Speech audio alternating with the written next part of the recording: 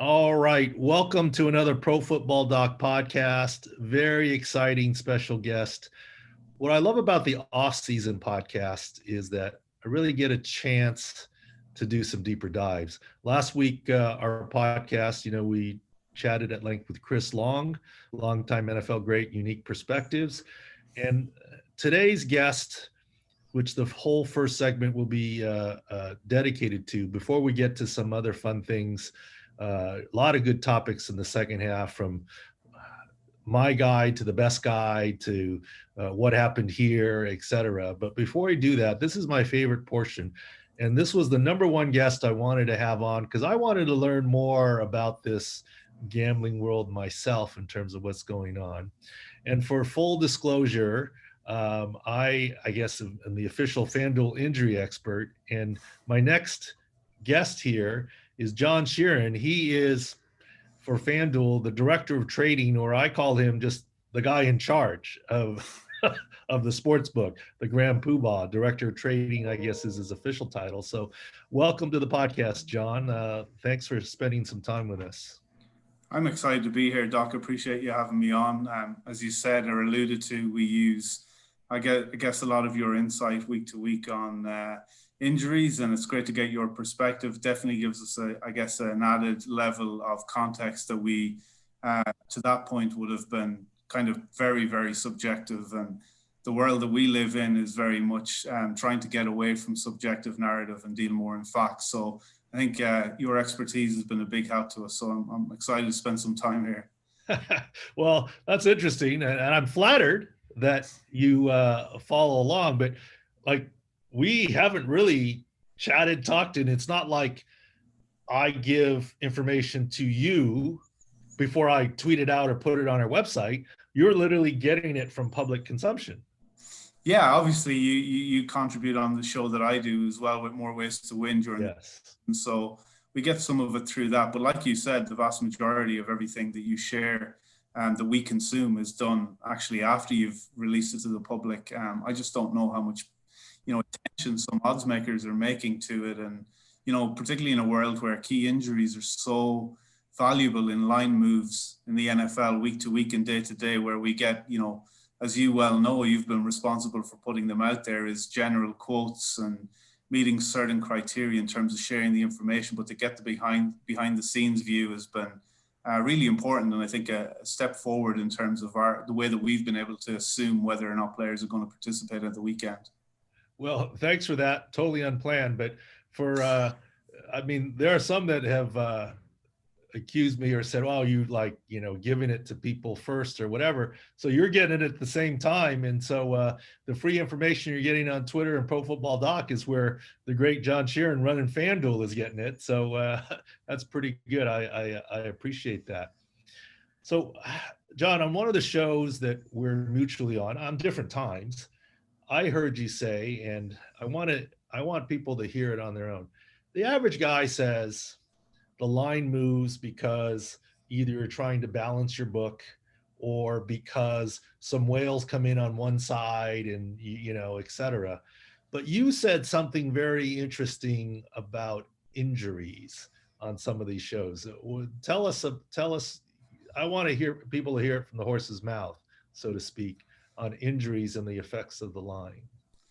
Yeah, look, I kind of alluded to it in the earlier comment when, I think there's a misconception out there in general as to why bookmakers move their lines. I think some of it has been historical in terms of what Las Vegas has done, and there's definitely, I guess, more of a strategy there for bookmakers and for casinos and big companies like that to reduce their exposure when it comes to sports betting. We all know that it's only a small part of the pie for the vast majority of those big casinos in Las Vegas in particular.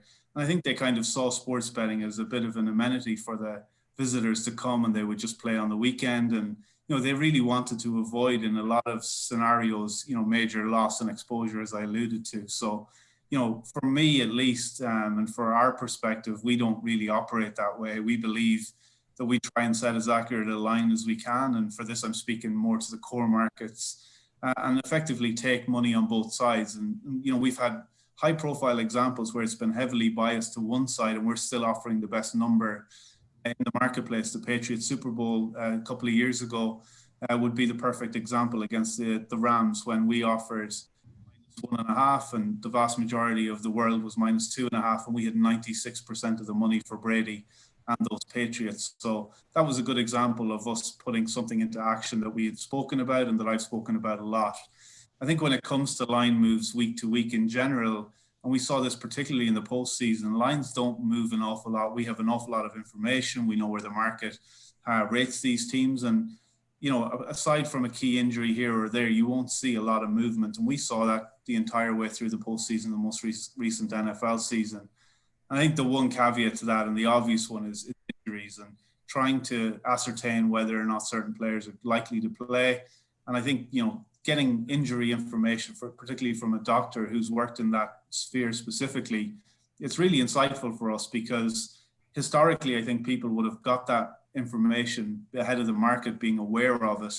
So, for example, Drew Brees, we all know now that he played actually very injured in the last game in the postseason when they got beaten. And, you know, in hindsight, we saw a line move against them where somebody actually had access to that information. That might be a good edge case for where that information is valuable and is one of the key contributors to line moves. So, yeah, I think it's super important. And like I said, probably, at least in the postseason meaningful games, definitely one of the kind of key contributors as to why the line moves, not necessarily action. Yeah, I mean, I'm in California, John, so it's not legal gambling, but I just try and follow along and trying to learn. And one of the things I started playing with the second half of the year is coming off a regular season game on Sunday, by Sunday night doing an early line mover saying, here's some key injuries, they're not going to play. And the early lines are at least a little more volatile, right? I mean, the playoff lines aren't that volatile. Super Bowl lines aren't that volatile. But week to week, the lines on Sunday night that get released and Monday morning are a little bit volatile, especially when the first injury report really comes Wednesday. And maybe the coaches may or may not say something on Monday. There's some advantages to be had. And there were a couple times we were able to predict, not based on the marketplace, because that's your world, but just based on the injury news that we think is coming based on the injury itself, which way it's going to move. And I think you're right. I think it does do that off of information. Yes. Yeah, I mean, I think there's a really good example in the postseason. You know, a lot of people got a really good number on the Chiefs when Mahomes was taken out injured. And the initial, you know, some people made them a dog the next day and they've gone off 4.5-point favorites or something. So, you know, if you're able to consume that information, I can't remember exactly what your opinion was. I believe from the top of my head that it was largely positive in terms of his chances to play the following week. You know, you've got nearly 5 points of value if you're able to play that opinion straight away. So huge opportunity, and probably one of the biggest edges that there is left when it comes to trying to get closing line value in the NFL is being able to ascertain, you know, the actual health of players week to week when it comes to injuries, particularly in the kind of key skill positions. Yeah, and the other thing that we've tried to do, and the Super Bowl is a good example of it, was to look, everyone knows when Patrick Mahomes has an issue, right? And has an opinion, and maybe my opinion could be a little different. But there's so much information on a Patrick Mahomes, it's hard. But when it's a offensive lineman, like in the Super Bowl, and no question, by the time the game went off, the media in general was saying both of the offensive tackles for the Chiefs are out. But if you looked at our injury index and the articles, I was saying it goes a lot deeper than that. They were at left tackle, a third stringer, a second third stringer at left guard, a starting at center, third string right guard, third string right tackle. And the Eric Fisher injury went a lot deeper than just Eric Fisher being a former top draft pick out and Patrick Mahomes' blindside. When Fisher went down, Mitchell Schwartz had to flip over to left tackle. Mitchell Schwartz was the left guard after Kelechi Osemele was out. So he'd already been flipped to right tackle when Mitchell Schwartz went out. Now he's flipped to left tackle. Andrew Wiley at right guard, who was subbing for Laurent Duvernay-Tardif, who opted out due to COVID, had to slide to right tackle. And so because of that, you had a third string right tackle, a third string right guard and a second string left tackle, 60% of the offensive line changed starting their first game together in the Super Bowl, right? I mean, that's where the injury index, I think, comes into play. Not just the star injuries, but the domino effects in terms of where they are. Yeah, and I think that's really important context. It's one that we spend a lot of time trying to ascertain, right? It's not just the injury of the player that's out, it's actually the relative difference in Yes. performance capability to the backup, whoever that is, be it a second, third string, and like you said, fundamentally a core unit for the offensive line for the Chiefs to be down 60% of their starters is in a game like that so incredibly important. And we spend all of our time trying to figure out those ratings when we get injuries through the regular season, trying to understand, in terms of point value, what is this player dropping down to the backup actually worth? And I think that's kind of the key point here is that, like you say, it's not just necessarily the capabilities of Mitchell Schwartz. It's the fact that he's out of position twice, and then you got to backfill his other position on the offensive line as well. And I think we all saw the culmination in what that looked like. And between Fisher for the Chiefs and Bakhtiari for the Packers, I think the left tackles moving forward are probably in for a pretty decent pay rise. Yes, absolutely. And when there's two other factors to that. It's three guys at new spots for the first time. Like if this happened in December, they might have gotten a couple games under their belt and then gotten used to it. This is the first time.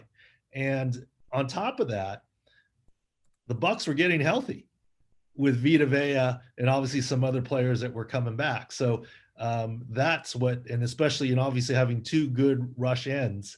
And that was Green Bay's problem. Bakhtiari out, okay, you can chip that side, but then they exposed the right tackle, right? And here both sides were done. So it's a combination of things. And one of the things we're going to do next year, John, when we're working on the programming, if you look at our injury index, you've got the circles on offense, right? But then we're going to do what I call stacking dolls. So on the right tackle for the Chiefs, there's going to be three circles almost superimposed on top of each other to show that they're down to their third, as opposed to just the delta. So we're trying to do better too as we do our injury index, injury only analysis in terms of what's going on. Yeah, I mean, I think that's super important, and like we said, it'll be a useful tool for not just us, as we said earlier, not just odds makers, but also for bettors to try to understand, what the drop off is likely to be early in the week and try and take advantage of that and get some closing line value, which is what we all know is so important when it comes to making a few dollars through the regular season. Now, you're from Ireland, right? Yep. And did you always follow NFL football like this, or is just all part of the learning process? Lines are lines and you can adapt, or how does that work? Yeah, so like fundamentally, I guess to focus on the work element of it, my background for odds making is pretty much centered around horse racing, particularly US horse racing by chance. So I think understanding the probabilities and the processes that I go through for setting odds on horse racing was somewhat transferable to the US sports when FanDuel started here back in the summer of 2018 in New Jersey. So I think at core, you're right. There's a process that you work through, strengths that you have when it comes to, even analytical performance, which isn't as kind of much of a requirement when you come to horse racing, but just understanding probabilities and the method around trying to establish what the true chance of something happening is that you can easily translate. When it comes to NFL specifically, I had, always a huge interest in it going back to my early teens. At the time in Ireland, there was a show every week that used to show delayed coverage of the previous weekend's games on a Saturday afternoon. I just started watching that, and that was probably in the mid 90s, and got a feel for the game back then, and kind of lost it a little bit later in my teens. Played a lot of soccer when I was young and focused on kind of sports that were important where I was living and working, and American football kind of fell back a little bit by the wayside. But back then in my early 20s, just gradually came back towards it, and I've just always been amazed by the chess element. I love solving puzzles, which I guess is what odds making is, and understanding the tactics and the chess moves between the offense and the defense and the structured nature of the game just really, really appealed to me from the start. So even when my two daughters were born, there was a lot of late hours into the Sunday night and early Monday morning watching Sunday night football and trying to struggle to get up to work on Monday morning at what would have been 4 a.m. Eastern, just to kind of stay up and see the game. So always had a huge interest in it, and just privileged to be working in the position I am right now and get to see more of it now than I probably ever will in my life. Now, the gambling marketplace in Europe in general is well ahead of the United States, right? The United States is still in its infancy. And what I'm told is the vast majority, 70, 80% of the money in Europe is in game. And in US, it's picking up, but it's not there yet with all the in-game wagers, which I actually think will make my injury analysis even more valuable, because I don't know there are a lot of in-game sources. And I'm certainly first on the in-game analysis kind of deal. How long do you think before the US marketplace might catch up to what Europe looks like? Look, I think US sports fundamentally set up exceptionally well for in-game. They go on longer than most of the European sports, like soccer, which is 90 minutes. We can have baseball games for 4 to 6 hours, as you'll well know. NFL games going on for 2.5, 3 hours as well. So I think it sets up exceptionally well for in-game betting. What I can tell you so far is that we've seen a huge migration. I think American bettors have been quicker to grasp it than I even saw in Europe. And you're right. I think, the NFL right now is probably something like 70-30 to pre-game. It'll definitely move significantly towards in-game. And you're right. I think the key point you touch on here is that in-game is the most difficult from our perspective. There are certain games, certain situations within a game that we just can't plan for. Yes, we can run simulations in the model that will compare every time that the team have been up by X with the ball with X left when there's Y left on the clock, and we'll get a general overview of what that price looks like. But there's absolutely specific examples where bettors will be able to take advantage of good lines because of nuanced situational information that they can have. And injuries are the biggest part of that, as we've already spoken to. So, if Drew Brees goes out because of that hit the day he gets the broken ribs, if you're very, very confident he's not coming back in immediately, then you're going to get a really good line before you see the next play from the offense for the Saints and you see he's not on the field, for example. So, and we have a strong plan and strategy to be up and offer lines as often as we can within a game. I believe we're absolutely first in the industry right now when it comes to downtime in the NFL during the game. We believe we have that under double digits, somewhere in the realms of 7-8% of the game, where we actually have to suspend the market because of the leverage of the play. A lot of our competitors are, multiples of that behind. But, when I offer a line as often as we do, particularly if you have an edge that's related to injury or key personnel being on or off the field, you'll be able to get a distinct advantage for sure. Well, in the playoff game where Patrick Mahomes went out, as soon as he went out, I think the line moved 3.5 points, in-game line. And I was watching it, and I didn't want to rush because there was a small chance that he would come back. And after a certain period of time, I believe I was clearly first by at least 10 minutes before there was any on the TV broadcast that said that he wasn't coming back. And then as soon as the TV broadcast said that, the line jumps to 7.5 in game, right? It moved another 3-4 points. That is the potential advantage. What about, how long do you think it will take, or will it get there? That the problem with in-game is because there's more risk, the juice is higher. When will that normalize? Just over time, or how does that work? I think for all the reasons we spoke about, it's important for bookmakers to actually have more overround, more vigorous or more juice, as you call it, because there's those situations where we just can't know all of the information, right? As you said, we're waiting for some degree of certainty as to whether or not Patrick Mahomes wants to be or is able to come back into the game. The interesting thing is, at these moments in time, which are the hardest ones for us to price, that's when the interest is peaked from the consumer, right? Because they also want to understand, is he going to come back? What does the line say as it relates to whether or not he's healthy to come back on the field? And the truth is, as you say, we don't know that until we get information from the field. And that's why I think your information in real time is so important, and probably something, if I'm honest, that we probably don't even consider enough right now when it comes to in-game, because we're so consumed with consuming the live feed from the game, watching the game, trying to understand what's happening. So I think for all of those reasons, you will always have to pay slightly more overround when it comes to in-game wagering, just because there's so many unknowns from our perspective, and we need that information. I think the key point, Doc, is that you won't be aware of this, is that despite higher overround, our actual hold percentage is smaller in live betting than it is pre-game, and that's again, I guess, another reference point and reason as to why you have to pay a little bit more to bet in game. Got it. And what about prop betting? One of the things I find that it's harder to predict an outcome of a game because a tip ball, that, you may have all the analysis right, but as I say, the ball's not round, right? A funny bounce, someone recovers a fumble, and all your analytics are right, and your injury information is right, but you don't win because of that.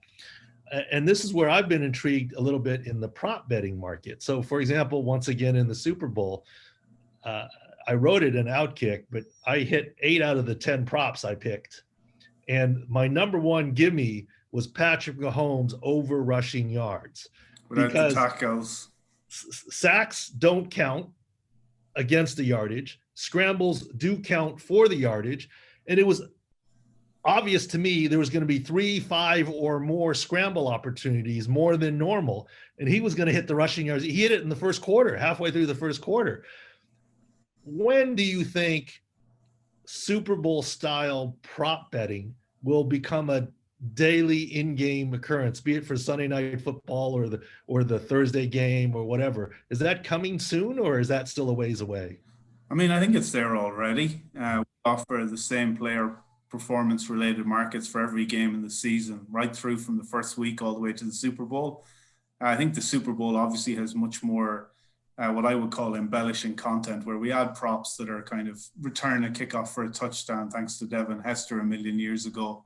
That was the only time it's ever happened in a Super Bowl. People love to bet on those kind of high odds, high return, but realistically low probability of happening. When it comes to the markets that you discussed around, Patrick Mahomes rushing yards, we offer them every week, and we continue to invest heavily in that space. I mean, it's an area we want to own in the US. I think we do a good job so far in the NBA and the NFL in particular, where we offer more choice than any of the other operators when it comes to prop betting.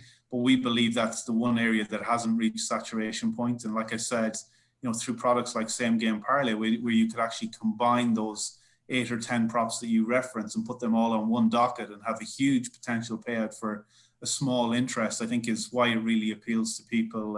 And we will, as I said, continue to invest not just in pre-game, but also we already do offer in-game for the NFL and the NBA, and look to extend that to even sports like college sports, for example. And we will do that over the next few years on a kind of priority order in terms of deliverable. So what you're saying is I need to move out of California and be in New Jersey or something. if you can consistently hit 8 out of 10, then yeah, you need a career change. Yeah, absolutely. So let's end on this final fun question. I was out to dinner with some friends, a birthday dinner for one of the wives, and a bunch of the guys were talking about it, and they were all fascinated by the streaker that made all this money. I mean, set the record straight. Real, unreal, wives' tale. I mean, I didn't buy it, but everyone else at the table was like, oh, it was really smart of the guy. But give us the real story there. Yeah, look, I mean, we didn't offer that market. A lot of the regulators in the regulated market in the US won't permit anything that could be structured or schemed to be exploitable, right? So something that could be pre-planned, even when it comes to some elements of the game. So there's no way anybody in the regulated market was able to wager significant sums, if any sums at all, on a streaker being on the field. A lot of international bookmakers, and from my previous experience in Paddy Power in Europe, we would have absolutely offered markets like that. People absolutely did wager on those type of markets, but the limits, because of the impact that one person can have on the outcome of that, are so low. There's no way that that customer was able to ever bet anything in the realms of what was reported. But is it possible he had a wager on it? Absolutely. Limits from my perspective, just to give you some context, we would offer, a spread on an NFL game to a customer off the street in the realms of to win $30,000. For a market like that, the maximum we would take is somewhere in the realms of $500 to $1,000. So, like I said, there's no way somebody was able to wager the amounts reported on something they were able to settle themselves.